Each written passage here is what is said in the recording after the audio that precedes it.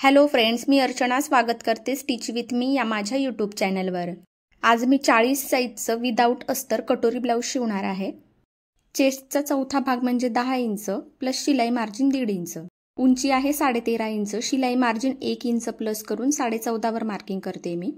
Shoulder घेते 5.5 inch, गळा रुंदी 2.5 इंच। मी 3 इंच आणि 5.5 इंच अशा दोन खुणा करून घेते। मागच्या गळ्याची उंची आहे 8.5 इंच। गळ्याची उंची टाकताना आपण वरच्या साइडने सुद्धा मार्किंग करू शकतो किंवा खाली शिल्लक राहिलेला पट्टा उंचीमधून वजा केल्यावर सुद्धा आपल्याला गळ्याची उंची मिळते। गळ्याला गोलाकार देऊन घेते मी। मुंढा 6 इंच इतका घेते मी। 6 इंचावर मार्किंग करून आपल्याला सरळ रेष मारायची आहे। मुंढ्याचा आकार देण्यासाठी 1.5 इंचावर मार्किंग करून गोलाकार द्यायचा आहे। मी ब्लाऊजच्या पुढच्या भागासाठी पेपर कटिंग वापरणार आहे।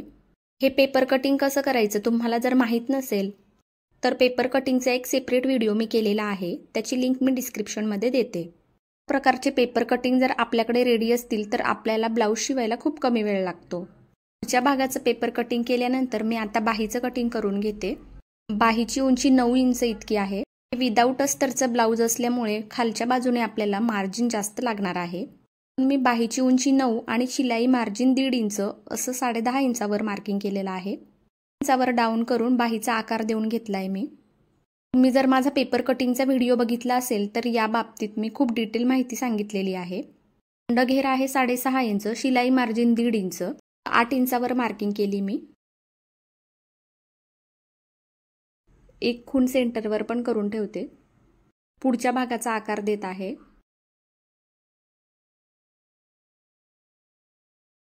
क्रॉस पट्टी काढण्यासाठी दुहेरी कापड घेऊन अशा प्रकारे पुन्हा फोल्ड केला आहे।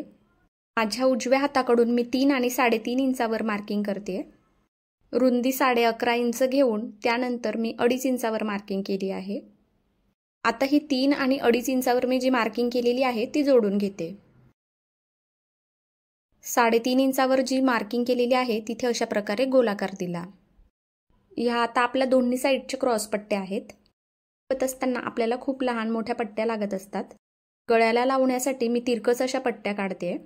त्याची रुंदी अंदाजे 1.5 इंच इतकी आहे। तुम्हाला जर अशा सारख्या कापता येत नसतील तर तुम्ही पट्टीचा सुद्धा वापर करू शकता। तर ह्या आपल्याला तिरकसच काढायच्या आहेत।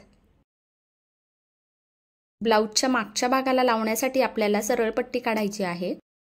अंदाजे 1.5 इंच पट्टी असली तरी चालेल।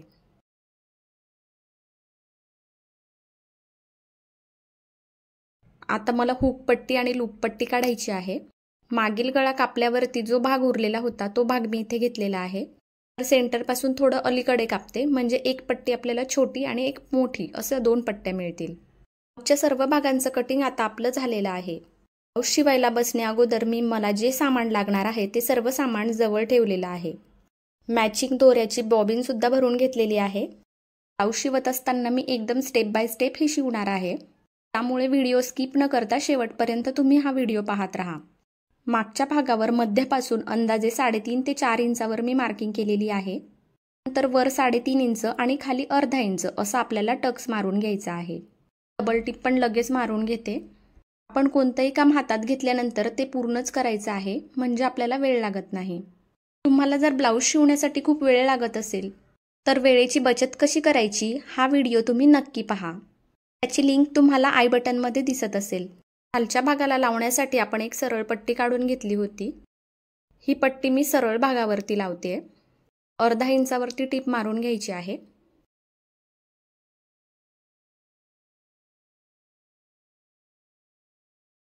त्यावर मी लगेच एक दाब टिप पण देऊन घेते। ही पट्टी आता आपल्याला उलट बाजूने दुमडून घ्यायची आहे। मी ती डबल फोल्ड करते, जाडच टीप मारते म्हणजे नंतर ती उसवून आपल्याला हात शिलाई करता येईल। चिंची टीप आता आपण मोठी केलेलीच आहे तर आपण आता बाह्या करायला घेऊ। बाह्या ठेवताना मी ज्या पद्धतीने ठेवले आहे अशाच पद्धतीने तुम्ही ठेवायच्या आहेत। 1 इंच पट्टी फोल्ड करायची आहे म्हणून मी दोन्ही बाह्यांवरती 1 इंचावर मार्किंग करून घेते। ही पट्टी मी डबल फोल्ड करणार आहे। तुम्हाला डबल फोल्ड ही डायरेक्ट जर करता येत नसेल तर तुम्ही सुरुवातीला 1/2 इंचावरती टीप मारून घ्या आणि त्यानंतर ती फोल्ड करा। तुम्हाला पण प्रॅक्टिस झाल्यानंतर अशा पद्धतीने डायरेक्ट फोल्ड करता येईल। बाहीचा भाग करायला घेतल्यानंतर एक झाली की एक असं लगेच करायला घ्यायची आहे. बऱ्याचदा बाही उलट सुलट सुद्धा होत असते आणि मग एकाच हाताकडची बाही तयार होते. त्यामुळे उलट सुलट असं व्यवस्थित चेक करायचं आहे. कटोरीचा भाग मी अशा पद्धतीने पहिले ठेवून घेतला. त्यानंतर आपल्याला त्याला टक्स मारायचा आहे. त्याच्या बाजूने 1.5 इंच आणि तिरकस 2.5 इंच असं मी शिलाई मारते. डबल टिप पण आपल्याला लगेच मारून घ्यायची आहे. पद्धतीने कटोरीचा भाग असा व्यवस्थित झालेला आहे. दुसऱ्या कटोरीच्या भागाला सुद्धा टक्स मारून घेते. खाली 1.5 इंच, वर तिरकस 2.5 इंच. आपण ज्या प्रकारे बाह्या केल्या त्याच पद्धतीने कटोरीचा भाग करताना सुद्धा आपल्याला तो सोबतच करायचा आहे. एक झालं की एक असं लगेच करायचं, नाहीतर मग उलट सुलट होतं आणि मग आपल्याला उसवावं लागतं. मी ज्या पद्धतीने करते अशाच पद्धतीने तुम्ही स्टेप बाय स्टेप जर केलं तर तुमच्या वेळेमध्ये सुद्धा खूप बचत होईल. ज्यावेळी ब्लाऊज शिवताना आपलं काही उलट सुलट होतं आणि आपल्याला उसवावं लागतं, त्यामध्ये आपल्या ब्लाऊजची फिनिशिंग खराब होतेच, पण वेळही वाया जातो. ब्लाऊज शिवत असताना स्टेप बाय स्टेप केल्यामुळे आपल्याला खूप कमीत कमी असा वेळ लागतो आणि ब्लाऊजला फिनिशिंग सुद्धा खूप छान येते. सुरुवातीला तुम्हाला ब्लाऊज शिवताना जर वेळ लागत असेल तर काही हरकत नाही, पण ब्लाऊजला फिनिशिंग मात्र असायलाच हवी. दोन्ही साईडचे भाग तयार करून घेतलेले आहेत. अस्तरचं ब्लाऊज शिवत असताना आपल्याला प्रत्येक वेळेला चेक करून घ्यायचं आहे की दोन्ही बाजू सारख्या आहेत ना, नंतरच पुढचं काम हातात घ्यायचं आहे. पण याला क्रॉसपट्टी लावून घेणार आहे. ह्या 2 क्रॉसपट्ट्या आहेत, एक मी काढून घेते. क्रॉसपट्टी लावत असताना मी पहिले क्रॉसपट्टीचा भाग ठेवला, त्यानंतर कटोरीचा भाग ठेवायचा आहे आणि पुन्हा क्रॉसपट्टीचा जो दुसरा भाग आहे तो अशा पद्धतीने आपल्याला ठेवायचा आहे. शिवायला सुरुवात करताना सुईचा पहिले एक टाका मारून घ्यायचा, त्यानंतर कापड व्यवस्थित सेट करून घ्यायचं. खालच्या बाजूने क्रॉसपट्टी, त्यावर कटोरीचा भाग आणि त्यानंतर क्रॉसपट्टी. अशा पद्धतीने तिन्ही लेअर सेट करून घेतल्यानंतरच मग शिलाई मारायची आहे. आपल्याला एकदम सरळ शिलाई मारायची आहे. 1/2 इंच मार्जिन घ्यायचं आहे. पहिल्यांदा शिलाई मारत असताना खूप हळूहळू शिवायचं आहे. आतला कापड शिलाईच्या मध्ये येणार नाही याची काळजी घ्यायची आहे. डबल टिप पण लगेच मारून घ्यायची आहे. आता आतला भाग अशा पद्धतीने आपल्याला काढून घ्यायचा आहे. अशा प्रकारे एक बाजू आपली तयार झालेली आहे. त्याचप्रमाणे दुसरा भाग पण मी करून घेतला. उजवा जो भाग आहे तो उलट ठेवला मी. हुकपट्ट्या कापून घेतल्या होत्या, त्यावेळेला एक छोटी आणि एक मोठी अशा 2 पट्ट्या काढल्या होत्या. भाग उलट केलेला आहे त्यावर मी रुंदीला मोठी अशी पट्टी लावते. ही आपली लूपची बाजू आहे. जी छोटी पट्टी आहे ती या भागाला लावते. या बाजूने आपल्या हुका येणार आहेत. या पट्ट्या लावत असताना मी सोबतच लावते. त्या पद्धतीने ज्या वेळेला काम करतो त्यावेळेला आपल्या खूप कमीत कमी चुका होत असतात आणि चूक जरी झाली तरी ती आपल्याला लगेच लक्षात येते. लकसलेला भाग मी कापून घेते. ह्या अशा छोट्या छोट्या गोष्टींमुळेच आपल्या ब्लाऊजला फिनिशिंग दिसत असते. यावर दाबटीप देत असताना खालचा भाग मी फोल्ड करून घेते. खालचा भाग सुद्धा आपला फिनिशिंग मध्ये दिसतो. त्या बाजूने पट्टी मुद्दामच मी 1/2 इंच अशी एक्स्ट्रा ठेवलेली होती. आपली उजव्या बाजूने हुक आणि डाव्या बाजूने लूप अशा दोन्ही पट्ट्या तयार होतील. हुक पट्टी लावत असताना ती डायरेक्ट पूर्ण फोल्ड करायची आहे आणि जेव्हा हुक अडकवण्यासाठी आपण पट्टी लावत असतो ती पट्टी मागच्या बाजूने थोडी शिल्लक ठेवायची आहे. या ब्लाऊजचा पुढचा भाग पूर्ण रेडी झालेला आहे. या पुढच्या भागावर मागचा भाग मी उलट ठेवला आहे आणि शोल्डर जोडून घेते. शोल्डर जोडत असताना मी 1/2 इंच मार्जिन ठेवलेला आहे. प्रत्येक ठिकाणी मी डबल टिप सुद्धा मारून घेते लगेच. आता आपल्याला बाह्या जोडायच्या आहेत. आपण बाह्यांचा खालचा भाग आधीच रेडी करून घेतलेला आहे. ब्लाऊज मी सरळ ठेवलेला आहे आणि त्याच्यावर मी उलट बाही ठेवते. सेंटर शोल्डरच्या सेंटरवर ठेवून पद्धतीने अंदाजे मोजून घ्यायचा आहे. त्यानंतरच बाही लावायला सुरुवात करायची आहे. बाही लावत असताना एक काळजी अजून घ्यायची आहे आपल्याला. बाहीचा पुढचा भाग आणि मागचा भाग हा व्यवस्थित आधीच ओळखायचा आहे.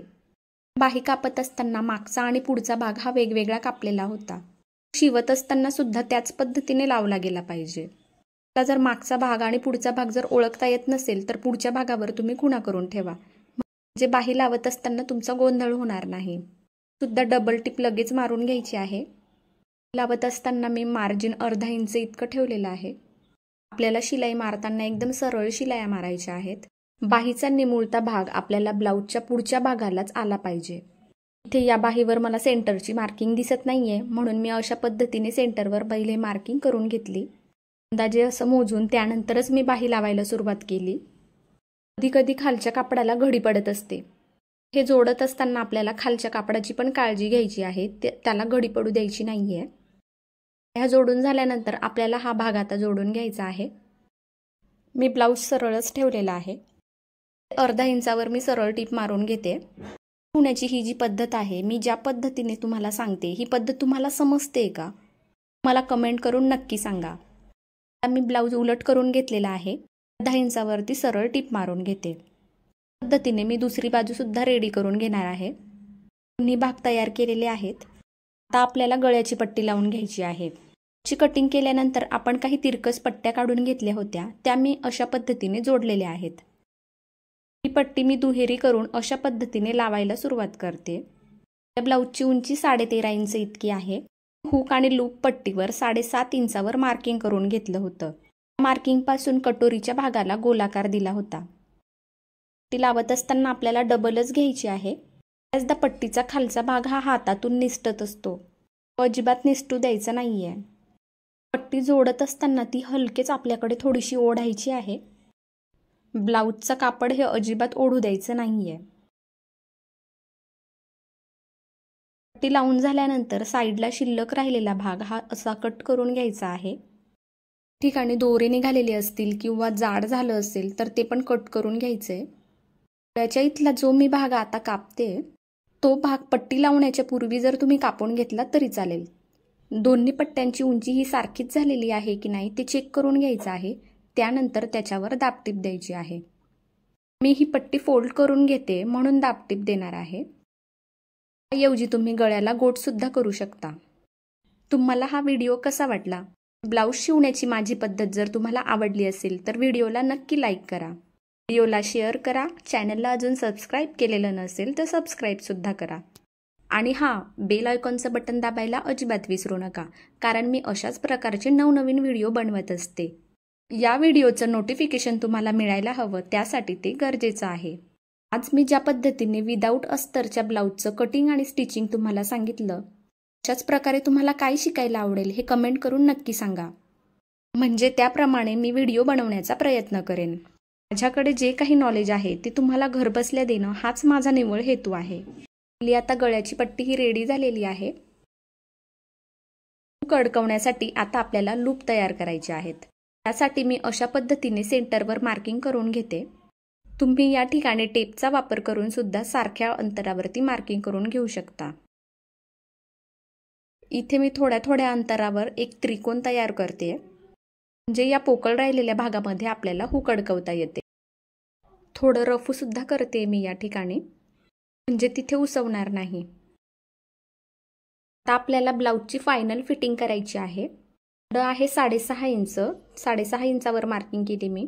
लूपकडची बाजू आहे म्हणून 10.5 इंचावर खूण केली मी. कमरेकडच्या बाजूने सध्या तरी मी अंदाजे शिलाई मारलेली आहे. 6.5 इंच. हुकेकडच्या बाजूने छाती 10 इंच. पद्धतीने माप घेऊन सरळ टीप मारून घेते. आपल्याला कमरेचं माप मोजून घ्यायचं आहे. इथे कमरेचं माप 2 इंच जास्त आहे. अशा पद्धतीने मी दोन्ही भाग ठेवून अर्धा इंचावर खूण करून घेतली